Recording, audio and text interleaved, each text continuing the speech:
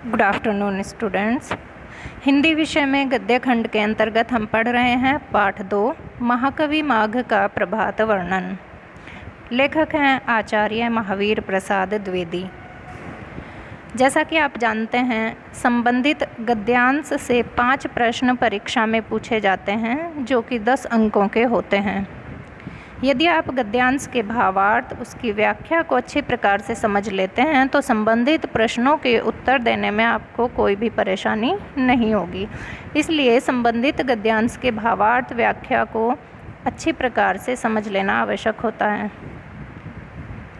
तो चलिए शुरू करते हैं पाठ 2 महाकवि माघ का प्रभात वर्णन। द्विवेदी जी के प्रस्तुत निबंध महाकवि माघ का प्रभात वर्णन में महाकवि माघ के प्रभात वर्णन के सुंदर स्थलों को चित्रित करने का प्रयास किया गया है। पहले पाठ के विषय में जान लेते हैं कि द्विवेदी जी ने प्रस्तुत पाठ में किस विषय में चर्चा की है, किस विषय में उन्होंने वर्णन किया है। तो लिखा क्या है कि द्विवेदी जी के प्रस्तुत निबंध, ये द्विवेदी जी का प्रमुख निबंध है जिसका नाम है महाकवि माघ का प्रभात वर्णन। इसमें महाकवि माघ के द्वारा प्रभात वर्णन यानी सुबह के समय का, प्रातः काल का बड़ा ही कलात्मक ढंग से उन्होंने वर्णन किया है। इसमें चंद्रमा के अस्त होने और सूर्य के उदित होने को चित्रित किया गया है। तो सुबह के समय के सुंदर स्थलों को यहाँ पर चित्रित करने का प्रयास किया गया है। प्रकृति वर्णन को समृद्ध बनाने में महाकवि माघ का संस्कृत साहित्य में अद्वितीय स्थान है। यानी संस्कृत साहित्य में प्रकृति के वर्णन को, प्रकृति का जितना मनोहारी और समृद्ध वर्णन महाकवि माघ ने किया है उतना अन्य किसी कवि ने नहीं किया। माघ के संबंध में कहा भी गया है, माघे सन्ति त्रयो गुणाः। महाकवि माघ के विषय में एक सूक्ति प्रचलित है, माघे सन्ति त्रयो गुणाः, यानी माघ में तीनों गुण समाहित हैं। अब 3 गुण कौन कौन से हैं? जो संस्कृत के प्रसिद्ध, विश्व प्रसिद्ध कवि हुए हैं यानी कालिदास, भारवी और दंडी, उन तीनों कवियों के जो प्रमुख गुण हैं, प्रमुख उनकी जो विशेषताएं रही हैं वो माघ में सम्मिलित हैं। तो कौन कौन से हैं? कालिदास की उपमा है, भारवी का अर्थ गौरव है और महाकवि दंडी का पद लालित्य है। तो और माघ में क्या है? इन तीनों के गुण हैं, कालिदास के, दंडी के और भारवी के। तो प्रस्तुत निबंध में सूर्य, चंद्रमा एवं नक्षत्रों का अत्यंत सुंदर वर्णन किया गया है। जो ये निबंध है इसमें सारा वर्णन सूर्य का, चंद्रमा का और नक्षत्रों का किया गया है। मानवीकरण के सहारे उनकी क्रीड़ाओं को सजीव रूप में चित्रित किया गया है। किनकी? सूर्य की, चंद्रमा की और नक्षत्रों की जो क्रीड़ाएं हैं उनको मानवीकरण के सहारे इस पाठ में चित्रित किया गया है। मानवीकरण क्या है? मानवीकरण कहाँ पर होता है? जहाँ पर प्रकृति को मनुष्य के रूप में चित्रित किया जाता है वहाँ पर मानवीकरण होता है। तो समस्त जो पाठ है वह पूरा मानवीकरण पर आधारित है। यानी जितने भी प्राकृतिक सौंदर्य का यहाँ पर प्रभातकालीन सौंदर्य का वर्णन किया गया है उसको मनुष्य के रूप में प्रकृति को चित्रित किया गया है, प्रकृति को मनुष्य के रूप में चित्रित किया गया, तो वैसे ही पूरा चैप्टर चलता है। आगे पढ़ते हैं। रात अब थोड़ी ही रह गई है, सुबह होने में कुछ ही कसर है। लेखक कहते हैं अब रात थोड़ी सी बची है, सुबह होने में थोड़ी ही देर है, थोड़ी ही कसर है यानी थोड़ी ही देर है। जरा सप्तऋषि नाम के तारों को तो देखिए, जो आकाश में सप्तऋषि नामक तारे हैं यानी 7 तारे एक ही सीक्वेंस में होते हैं, उनको सप्तऋषि तारा कहा जाता है। तो वो सब तो लेखक कहते हैं कि जरा उन तारों को तो देखिए, आसमान में लंबे पड़े हुए हैं, अर्थात आसमान में एक के पीछे एक वो तारे रहते हैं। तो लेखक ने कहा है कि वह तारे आसमान में लंबे पड़े हुए दिखाई दे रहे हैं। उनका पिछला भाग तो नीचे की ओर झुका सा है और अगला भाग ऊपर को।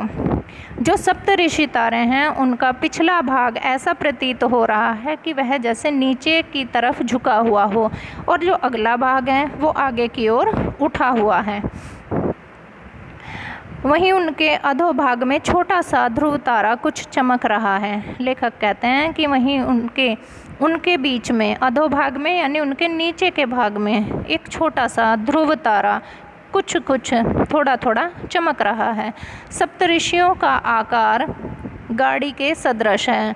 जो सप्तऋषि तारे हैं उनके विषय में लेखक कहता है कि उनका आकार जो है वो गाड़ी के समान दिखाई दे रहा है, ऐसी गाड़ी के सदृश जिनका जुआं ऊपर की ओर उठ गया हो। अब ऐसी गाड़ी के समान सप्तऋषि तारामंडल दिखाई दे रहा है, जैसे कोई गाड़ी हो और उस गाड़ी का जुआं यानी आगे का भाग, जहाँ पर जिस गाड़ी में यदि बैलगाड़ी है तो जहाँ पर वो बैलगाड़ी में जुड़ता है और उसके कंधे पर जो रखने वाली चीज़ होती है उसको बोलते हैं जुआं। तो जिसका जुआं ऊपर की ओर उठ गया हो, ऐसी गाड़ी। इसी से उनके और ध्रुव तारे के दृश्य को देखकर श्री कृष्ण के बालपन की एक घटना याद आ जाती है। अब इस तारागण को देखकर लेखक को भगवान श्री कृष्ण के बचपन की एक घटना याद आती है। शिशु श्री कृष्ण को मारने के लिए एक बार गाड़ी का रूप बनाकर सक्टासुर नाम का एक दानव उनके पास आया। अब भगवान श्री कृष्ण जब बाल रूप में थे तो एक राक्षस था जिसका नाम था सक्टासुर।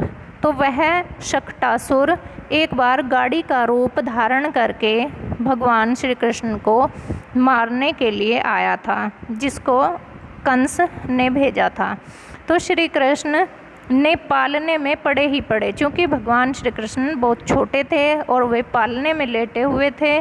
तो उन्होंने अपने पैर का अग्रभाग यानी केवल अंगूठा ही लगाया और यानी पालने में पड़े पड़े ही उन्होंने खेलते खेलते उसको एक लात मार दी। कहा जाता है पुराणों में कि भगवान श्री कृष्ण का अंगूठा केवल उस गाड़ी से छू गया था और वह गाड़ी आघात से अग्रभाग उसका ऊपर उठ गया था। यानी भगवान श्री कृष्ण का पैर जब उस गाड़ी में लगा तो उसका अग्रभाग यानी जुआं जिसको कहा गया है वो ऊपर की ओर उठ गया था और पश्चात भाग खड़ा ही रह गया और पीछे का जो भाग था वह वैसे ही खड़ा रह गया था। श्री कृष्ण उसके तले आ गए, भगवान श्री कृष्ण उसके नीचे आ गए, उनका जो पालना था वो उस गाड़ी के नीचे आ गया। वही दृश्य इस समय सप्तऋषियों की अवस्थिति का है। जो आकाश में जो नक्षत्र दिखाई दे रहे हैं, जो सप्तऋषि तारे हैं, यही स्थिति इस समय इन तारों की है। लेखक कहते हैं वे तो कुछ उठे हुए से लंबे पड़े हैं, उनमें से कुछ तो उठे हुए से हैं, लंबे पड़े हुए हैं, और एक छोटा सा जो ध्रुव तारा है वह उनके नीचे चमक रहा है। अब जो बहुत सारे सप्तऋषि तारे हैं, जो 7 सप्तऋषि तारे हैं, वे किसके समान हैं? जो सक्टासुर की गाड़ी थी। सक्टासुर जिस गाड़ी का वेश धारण करके आया था वो 7 तारागण उनके समान हैं, और जो बीच में छोटा सा ध्रुव तारा है वह भगवान श्री कृष्ण के समान है। यानी 7 सप्तऋषि तारों के अधोभाग में नीचे के भाग में ध्रुव तारे की जो स्थिति है वह किसके समान है? जो सप्तऋषि तारे हैं यानी वे सक्टासुर की गाड़ी के समान है, और जो ध्रुव तारा है वह भगवान कृष्ण के समान है। यहाँ तक आज हम पहला पैराग्राफ पढ़ेंगे। संबंधित गद्यांश को आप अपनी उत्तर पुस्तिका में लिखेंगे संदर्भ प्रसंग सहित, और दूसरा पैराग्राफ हम कल पढ़ेंगे। धन्यवाद।